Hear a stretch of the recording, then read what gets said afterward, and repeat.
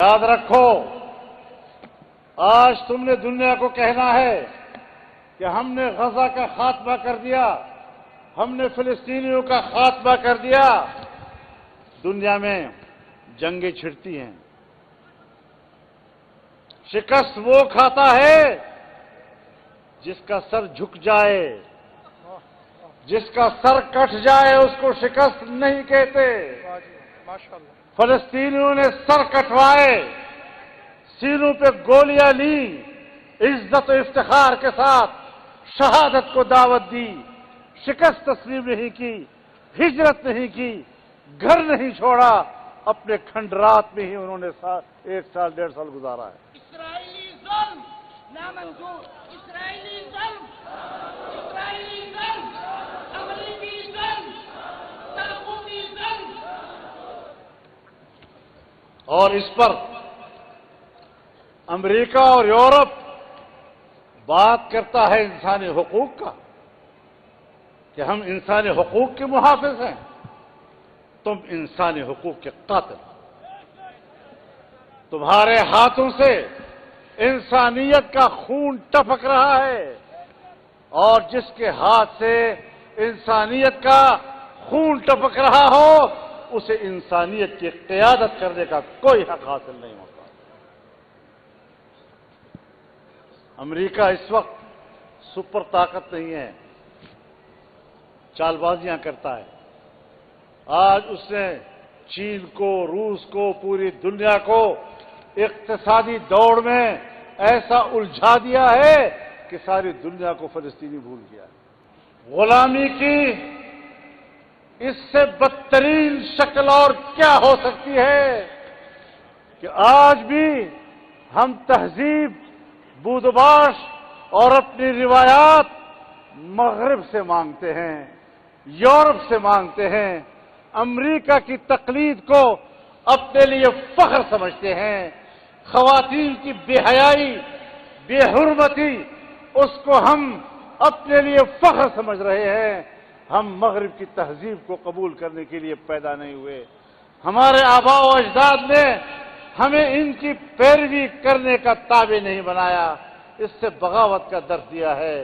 جناب رسول اللہ صلی اللہ علیہ وسلم نے فرمایا لَتَتَّبِعُنَّ سُنَنَ مَنْ قَبْلَكُمْ شِبْرًا بِشِبْرٍ وَذِرَاعًا بِذِرَاعٍ حَتَّى لَوْ دَخَلُوا جُحْرَ ضَبٍّ تَبِعْتُمُوهُمْ قالوا یا رسول اللہ الیہود والنصارى قال فمن؟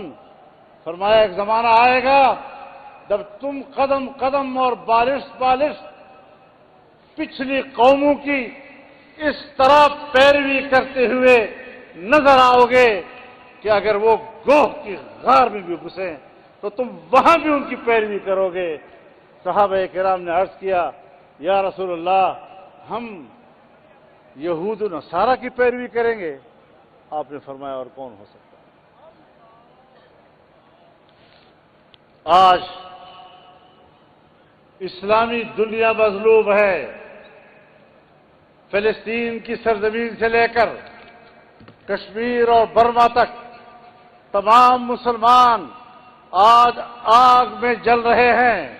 افغانستان آگ میں جل رہا ہے، شام آگ میں جل رہا ہے، لبنان آگ میں جل رہا ہے، عراق آگ میں جل رہا ہے، عرب دنیا آگ میں جل رہی ہے۔ افریقہ میں اسلامی ممالک کے اندر آگ بھڑکی ہوئی ہے۔ یہ کس نے بھڑکائی ہے؟ آگ بھی میرے اوپر برس رہی ہے، جھلس بھی میں رہا ہوں، آگ میں جل بھی میں رہا ہوں اور دہشت گرد بھی میں ہوں، انسانیت کے لیے خطرہ بھی میں ہوں۔ ایسا نہیں ہو سکتا۔ فساد کی جڑ تم ہو، فساد کی جڑ ہم نہیں۔ یہودیوں سے کہنا چاہتا ہوں، مسیحیوں سے کہنا چاہتا ہوں، ہم نے آپ کے تورات کو قبول کیا ہے، ہم نے آپ کے انجیل کو قبول کیا ہے، ہم نے حضرت موسیٰ کو پیغمبر مانا ہے، ہم نے حضرت عیسیٰ کو پیغمبر مانا ہے، تم نے حضرت محمد کو پیغمبر نہیں مانا صلی اللہ علیہ وسلم، تم نے قرآن کریم کو اللہ کی کتاب نہیں مانا ہے۔ اب بتاؤ، ماننے والا فساد کا سبب بنتا ہے یا انکار کرنے والا فساد کا سبب بنتا ہے؟ آپ کے ہاں پنچایتیں ہوتی ہیں، جرگے ہوتے ہیں، دو فریق بیٹھتے ہیں، فساد کا باعث وہ فریق ہوگا جو انکار کر کے اٹھے گا، جو ہاں کر کے اٹھے گا وہ امن کا سبب بنے گا۔ 2 + 2 = 4 کتاب، تم نے مسلمانوں پہ آگ لگائی۔ 1.5 سال کا عرصہ ہوا فلسطین میں 60,000 مسلمان عام شہری بمباریوں سے شہید کر دیے گئے۔ یہودی فسطائیت،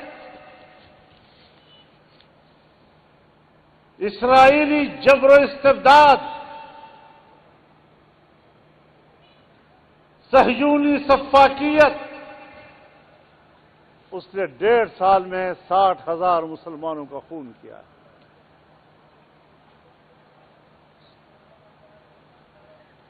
ہر لمحہ چھوٹا بچہ ہو، جوان ہو، خاتون ہو، مرد ہو، بوڑھا ہو، اس انتظار میں ہوتا تھا، بزبان حال یہ کہا کرتا تھا، غدن القی الاحبہ محمدا وصحبہ، بس لمحہ آنے والا ہے، بس صبح ہونے دو تو میں نے اپنے دوستوں سے ملنا ہے، حضرت محمد سے ملنا ہے، اس کی جماعت سے ملنا ہے۔ اس کیفیت میں زندگی گزارنے والے مسلمان کیا گزرتی ہوگی ان کے اوپر؟ یاد رکھو، آج تم نے دنیا کو کہنا ہے کہ ہم نے غزہ کا خاتمہ کر دیا، ہم نے فلسطینیوں کا خاتمہ کر دیا۔ دنیا میں جنگیں چھڑتی ہیں، شکست وہ کھاتا ہے جس کا سر جھک جائے، جس کا سر کٹ جائے اس کو شکست نہیں کہتے۔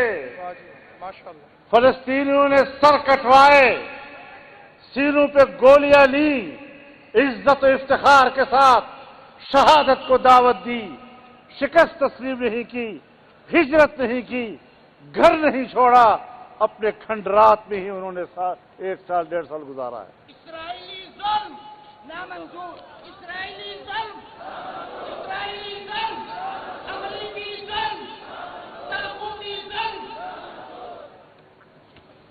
اور اس پر امریکہ اور یورپ بات کرتا ہے انسانی حقوق کا، کہ ہم انسانی حقوق کے محافظ ہیں، تم انسانی حقوق کے قاتل، تمہارے ہاتھوں سے انسانیت کا خون ٹپک رہا ہے، اور جس کے ہاتھ سے انسانیت کا خون ٹپک رہا ہو اسے انسانیت کی قیادت کرنے کا کوئی حق حاصل نہیں ہوتا۔ امریکہ اس وقت سپر طاقت نہیں ہے، چال بازیاں کرتا ہے۔ آج اس نے چین کو، روس کو، پوری دنیا کو اقتصادی دوڑ میں ایسا الجھا دیا ہے کہ ساری دنیا کو فلسطینی بھول گیا ہے۔ کب تک ان چال بازیوں کے ساتھ آپ اپنے جرائم پر پردہ ڈالتے ہوں گے؟ نیتنیاہو جنگی جرائم کا مرتکب ہے، امریکہ اور یورپ اگر اس کی حمایت کرتے ہیں تو نسل کشی میں یہ سب برابر کے مجرم ہیں۔ اور میں صرف ان کی بات نہیں کرتا، کوئی مسلمان حکمران اگر ان حالات میں بھی خاموش ہے، ان کی زبانیں گنگ ہیں، میں ان مسلمان حکمرانوں کو بھی اس جبر و استبداد کا حامی سمجھتا ہوں، اس سے لا تعلق نہیں ہو سکتا۔ امریکہ کا جو یار ہے، امریکہ کا جو یار ہے، اسرائیل کا جو یار ہے، یہودیت کا جو یار ہے، جمعیت علماء اسلام پوری قوم کو پکار رہی ہے، انشاءاللہ العزیز ہم تمام مکاتب فکر کو دعوت دیں گے، علماء کرام کو دعوت دیں گے، تمام مکاتب فکر یکجا ہوں اور وہ ایک متفقہ موقف لیں، قوم کے سامنے ایک متفقہ موقف لائیں، اور میں تجویز کروں گا اپنے اکابر کے سامنے کہ ایک ہفتے کے اندر اندر قومی سطح کا کنونشن اسلام آباد میں بلا لیا جائے۔ لبیک لبیک لبیک لبیک لبیک لبیک۔ میرے محترم دوستو، آگے بڑھنے کے عزم کے ساتھ زندہ رہنا ہے، پیچھے ہٹنا اس سے موت بہتر ہے، موت یہ گناہ کبیرہ ہے، فرار عن الزحف یہ کبائر میں سے ہے، آگے بڑھنا ہے۔ پاکستان میں ہمارا ایک کردار ہے، اس ملک میں شریعت کے قیام کے لیے ایک مسلسل جدوجہد کا نام ہے جمعیت علماء اسلام، خلافت راشدہ کے قیام کے لیے ایک جہد مسلسل کا نام ہے جمعیت علماء اسلام، اور میں یہ بات دعوے سے کہہ سکتا ہوں کہ جب تک امت مسلمہ قرآن و سنت کی تعلیمات پر عمل پیرا رہی، انفرادی زندگی میں بھی اور اجتماعی زندگی میں بھی اقوام عالم پر ان کا دبدبہ، ان کا رعب تھا، اور جب سے ہم نے قرآن و سنت کا راستہ چھوڑ دیا ہے، آج ہم غلامی کی رسوائی اور ذلت کی دلدل میں پھنس گئے ہیں۔ بڑے ہمت کے ساتھ مقابلہ کرنا ہے۔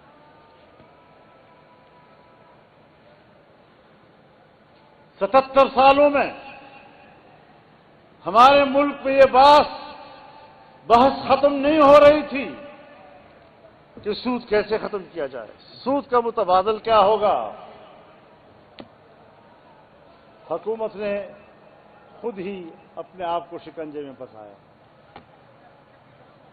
26ویں ترمیم لے آئے، 26ویں ترمیم میں جمعیت علماء تنہا قوت تھی جو رکاوٹ بنی۔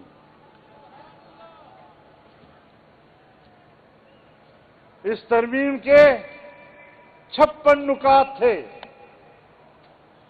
ان 56 نکات سے ہم نے حکومت کو 34 دفعات سے دستبردار کرنے پر مجبور کر دیا تھا۔ قائد تیری سیاست کو سلام ہے، قائد تیری سیاست کو، قائد تیری حکمت کو، قائد تیری قیادت کو سلام ہے۔ اس ترمیم میں ہماری تجویز یہ تھی کہ ایک آئینی عدالت قائم ہو جو سیاسی معاملات کے فیصلے کرتے ہو، باقی عوام کے مقدمات دوسری عدالتوں کے حوالے ہو جائیں۔ لیکن ہماری بڑی اپوزیشن کو کچھ حوالوں سے تحفظات تھے، ان کی تجویز پر